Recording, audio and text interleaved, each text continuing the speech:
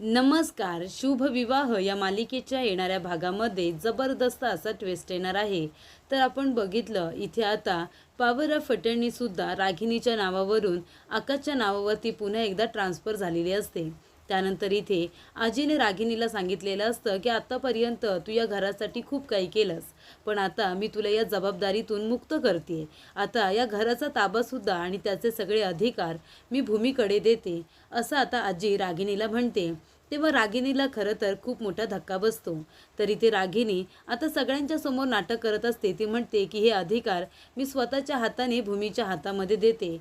तेव्हा इथे रागिनी त्या चावी आता भूमीकडे द्यायला जात असते. तेव्हा ती मनामध्ये म्हणते की माझ्याबरोबर हे काय होतंय. म्हणजे पॉवर ऑफ अटर्नी आकाशच्या नावावरून मी स्वतःच्या नावावरती करून घेतली होती. सगळा बिझनेस माझ्या ताब्यात होता आणि घरसुद्धा. पण आता पॉवर ऑफ अटर्नी जर आकाशच्या नावावरती पुन्हा एकदा झाली आहे, म्हणजे आता मालकी हक्क आकाशकडे पुन्हा एकदा गेलेला आहे. मग मी या घराची कोण आहे? मी फक्त या घराची एक केअरटेकर बनून राहिलेली आहे. तेव्हा इथे रागिनी म्हणत असते, कुठे घराचा तरी ताबा माझ्याकडे राहिला असता, पण आता ते अधिकारसुद्धा आईला भूमीकडे द्यायचे आहेत. तेव्हा इथे रागिनी आता त्या चाव्या जेव्हा भूमीच्या हातामध्ये द्यायला जात असते, तेव्हा ती भूमीला हसतच म्हणते की बघ ना, या घरामध्ये तू आकाशबरोबर लग्न करून आलीस, या घरची तू सून झालीस, पण सगळं काही तुला आयतं मिळतंय की नाही. म्हणजे वहिनीने सुद्धा हे घर खूपच कष्टाने सांभाळलं. तिच्या पाठोपाठ त्या चाव्या माझ्याकडे आल्या. मी सुद्धा खूप मेहनत घेतली, खूप कष्ट केले आणि हा बिझनेस आणि घर दोन्हीही व्यवस्थित सांभाळलं. पण तुझ्याकडे बघ, आता बिझनेससुद्धा व्यवस्थित चाललाय आणि घरसुद्धा. पण आता तुझ्याकडे सगळं आयतं आलेलं आहे. तुला सगळं आयतं मिळालं भूमी. तेव्हा इथे भूमीला रागिनीचं बोलणं खटकतं. म्हणजे हे सगळं आयतं माझ्याकडे आलंय, याचा अर्थ मी या घरासाठी काहीही केलेलं नाही आहे आणि मला ते करायला हवं, असं भूमीला वाटतं. तेव्हा इथे रागिनी हे सगळं मुद्दामून बोललेले असते, कारण तिला त्या चाव्या आणि घराचे अधिकार भूमीकडे द्यायचे नसतात. तेव्हा रागिनी मुद्दामून भूमीला वाईट वाटेल असं आणि तिला भूमीचा स्वभाव माहीत असल्यामुळे तिला लागेल असं ती मुद्दामूनच बोलते. तेव्हा भूमी त्या चाव्या हातातल्या रागिनीच्या हातामध्ये परत एकदा देते आणि म्हणत असते की आत्या, मला काहीही आयतं नको आहे. म्हणजे जशी तुम्ही मेहनत घेतली, जशी आकाशच्या आईने मेहनत घेतली होती, तसंच मी सुद्धा स्वतःला सिद्ध करेन आणि मानाने ह्या चाव्या माझ्याकडे घेईन. तोपर्यंत मला कुठलेही हक्क आणि अधिकार नको आहेत. तेव्हा इथे आजी म्हणत असतात, पण भूमी, तू स्वतःला सिद्ध करायची काही गरजच नाही आहे. कारण का हा मान तुझाच आहे. तू महाजनांची सून आहेस, ह्या घरची मालकीण आहेस तू. त्याच्यामुळे तुझ्या सासूनंतर हा मान तुझ्याकडेच आला असता. पण तुझी सासू आणि सासरे लवकर गेले आणि त्यामुळे रागिनी इथे आली आणि तिने या घराचे धागेदोरे स्वतःच्या हातामध्ये घेतले. पण म्हणून तुला स्वतःला सिद्ध करायची काहीच गरज नाही आहे. आणि तसंही तू स्वतःला सिद्ध केलेस. आता तू जेव्हापासून इथे जॉईन झालेस, तेव्हापासून घरातलं सगळं तूच सांभाळतेस ना.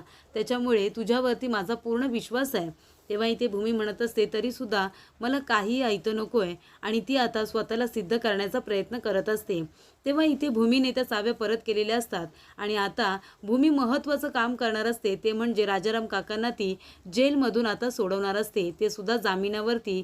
आधी राजाराम काकांसाठी ती जामीन मंजूर करून घेण्याचा प्रयत्न करत असते, कारण ते जामिनावरती सुटून जरी घरी आले तरीसुद्धा नंतरला पुरावे गोळा करून आणि राजा काकांजवळ बोलून आपण खूप सारे पुरावे गोळा करू आणि नंतरला कोर्टामध्ये ते सादर करून आपण राजाराम काकांना निर्दोष सिद्ध करू, असं भूमी आकाशला म्हणते.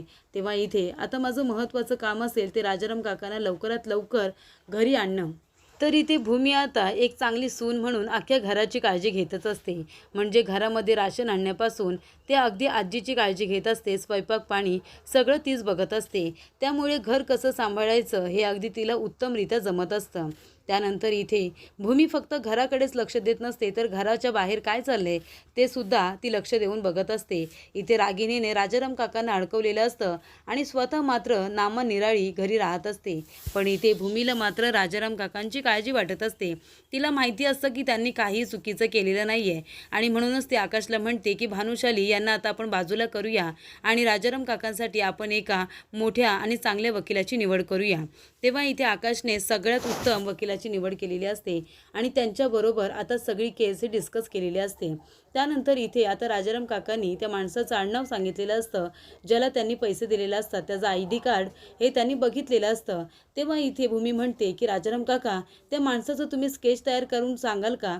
म्हणजे आता इथे आपण एका माणसाला बोलूया, तुम्ही त्या माणसाचं वर्णन सांगा, आपण त्या माणसाचं स्केच तयार करून घेऊया आणि मग त्याला आपण लवकरात लवकर शोधून काढू. ज्या माणसाने तुमच्याकडून कॅश घेतली होती तेव्हा तो माणूस मुंबई ब्रांचमधून आला होता आणि त्याचं मी ID कार्डसुद्धा बघितलं होतं आणि त्याचं आडनावसुद्धा राजाराम काका आता इथे भूमी आकाशला सांगतात. त्यामुळे आता त्यांना सोडवणं अजूनच सोपं झालेलं असतं. तर इथे रागिनी आता भूमीला त्रास देण्याचा प्रयत्न करत असते, पण राजाराम काकांना सोडवण्यासाठी आकाश आणि भूमी दिवस रात्र एक करतायत याबद्दल घरामध्ये कुणालाही त्यांनी सांगितलेलं नसतं. त्यानंतर इथे आता नवीन वकिलाची निवड केलेली असते. ते सुद्धा अगदी सगळे पुरावे व्यवस्थित बघून आता राजाराम काकांच्या बेलसाठी प्रयत्न करत असतात. त्यानंतर इथे भूमी आता खूपच जास्त महत्त्वाचं काम करत असते. ते म्हणजे भूमीने आता अथर्वला सुद्धा सांगितलेलं असतं की आकाशबरोबर रोज ऑफिसला जायचं आणि त्याच्याकडून सगळं काम शिकून घ्यायचं. ते मात्र इथे आजीला खूपच जास्त आवडतं की भूमी आकाशबरोबर सगळ्यांचीच व्यवस्थित काळजी घेते. तेव्हा इथे आता अथर्व आकाशबरोबर काम करत असतो. हे मात्र आता पौर्णिमाला खूपच जास्त खटकत असतं, कारण पौर्णिमाचा प्लॅन असतो की आकाशबरोबर आता अभिला ठेवायचं आणि अभिला त्याच्याशी गोड गोड बोलून एक चांगली पोझिशन हासिल करायची, असं पौर्णिमेने ठरवलेलं असतं. त्यानंतर इथे आता भूमीचा प्लॅन हा खूपच जास्त वर्क करत असतो. तर इकडे राजाराम काकांना आता सोडवण्यासाठी आकाशने गायकवाड सरांना सुद्धा हाताशी घेतलेलं असतं. गायकवाड सरांना आता ते स्केच दाखवलं जातं. त्याच्यामध्ये राजाराम काकाने त्या माणसाचं अगदी व्यवस्थित वर्णन केलेलं असतं आणि त्यामुळे स्केच अगदी परफेक्ट तयार झालेलं असतं आणि त्यामुळे त्या माणसाला शोधणंसुद्धा सोपं झालेलं असतं. तर इथे राजाराम काकांनी सांगितल्याप्रमाणे आता इथे सगळी फोर्स लागते कामाला आणि त्या माणसाला शोधून काढते. त्याला शोधून काढल्यानंतर आता गायकवाड सर आणि त्यांची टीम त्यांना प्रश्न विचारत असतात आणि विचारतात की यांनी तुम्हाला पैसे दिले होते की नाही. तर इथे 10 लाख रुपये मला दिले होते असं सुद्धा आता तो माणूस सांगतो, कारण का जर खोटं बोललं तर खूपच जास्त मारण्यात येईल अशी धमकी आधीच दिलेली असते. तेव्हा इथे तो माणूस पोलिसांना घाबरतो, आकाशला घाबरतो आणि सगळं खरं खरं सांगतो. ती कॅश मी घेऊन ऑफिसला दिली होती आणि त्यानंतर इथे राजाराम काका म्हणतात, त्यानंतर मी त्याच्याकडून आमची चिठ्ठीसुद्धा घेतली, जी कॅश दिल्यानंतर आम्ही त्यांच्याकडून घेतो. त्याच्यामुळे इथे ते बिलसुद्धा असेल असं सुद्धा राजाराम काका सांगतात. तेव्हा इकडे आता राजाराम काका खोटं बोलत नाही आहेत. त्यांनी ती कॅश तांडेलला न देता ऑफिसमधल्याच माणसाला दिली होती, त्यांच्या दुसऱ्या ब्रँचला दिली होती, हे तिथं सिद्ध होतं. त्यामुळे इथे वकील लवकरात लवकर जामिनाचे पेपर तयार करतात आणि आता संशयित कोण आहे त्याला लवकरात लवकर शोधून काढा. कुणावरती तुम्हाला संशय वाटतोय असं सुद्धा विचारलं जातं. तेव्हा आकाश म्हणतो, सध्या तरी तुम्ही फक्त तुमचा शोध सुरू ठेवा, आम्हाला ज्याच्यावरती संशय येईल आम्ही त्याचं नाव तुम्हाला लवकरात लवकर सांगू, असं भूमी म्हणते. तेव्हा इकडे आता गायकवाड सरांनी सुद्धा जामीन मंजूर केलेला असतो आणि राजाराम काकांना आता बेलवरती भूमी सोडवते आणि घरी घेऊन येते. तेव्हा इथे आकाश आणि भूमी दोघंजण राजाराम काकांना घरी घेऊन येतात आणि म्हणतात की जामिनावरती त्यांना आम्ही सोडून घेऊन आलेलो आहोत. आता ठोस पुरावे तयार करू आणि ते कोर्टामध्ये सादर करू आणि त्यांची निर्दोष मुक्तता करू आणि खरा गुन्हेगार कोण आहे त्याला लवकरात लवकर शोधून जेर बंद करू, असं सुद्धा भूमी म्हणते. तर इथे आता भूमीने एक सून म्हणून महत्त्वाचं कर्तव्य पार पाडलेलं असतं. घरातल्या ज्या माणसाची काही चुकी नाही आहे, ज्याने काही गुन्हाच केलेला नाही आहे, अशा माणसाला जेलमध्ये टाकलेलं असतं आणि भूमीने आपलं कर्तव्य समजून त्यांना लवकरात लवकर जामिनावरती सोडून राजाराम काकांना घरी आणलेलं असतं आणि आपलं सुनेचं कर्तव्य पूर्ण केलेलं असतं. त्यामुळे इथे घरातल्या सर्व माणसांची किती काळजी आहे भूमीला हे तिने सिद्ध केलेलं असतं. त्यामुळे इथे आता आजी रागिनीला म्हणतात की त्या चाव्या आहेत त्या तू माझ्याकडे दे आणि मी स्वतःच्या हाताने भूमीला देणार आहे, कारण जे काम तू करायला हवं होतंस, अभिने किंवा अथर्व आकाशने करायला हवं होतं, ते काम भूमीने केले. भूमीने एवढी घाईघाई करून एवढ्या लोकांना भेटून पुरावे गोळा करून ते कोर्टामध्ये आणि सादर करून लवकरात लवकर राजारामांची तिने बेल केलेली आहे आणि ती घरी घेऊन आली.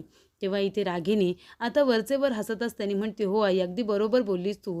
भूमीने स्वतःला सिद्ध केलेलं आहे की ती एक चांगली सून आहे आणि त्यामुळे आता सर्व हक्क अधिकार आणि घराच्या चाव्या ह्या भूमीकडे गेलेल्या असतात आणि त्यामुळे भूमीने मानाने हा मान स्वीकारलेला असतो.